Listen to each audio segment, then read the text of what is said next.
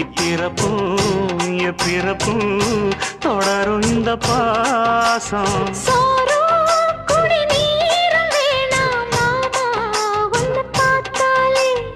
ஆரும் பசியாரும் தானாச மொழி கேட்டாலே ஒன்ன பிரிஞ்சிருக்க தன்னந்தனிச்சிருக்க அம்மம்மாடி அப்பப்படி என் மனசு ஒத்துக்காது.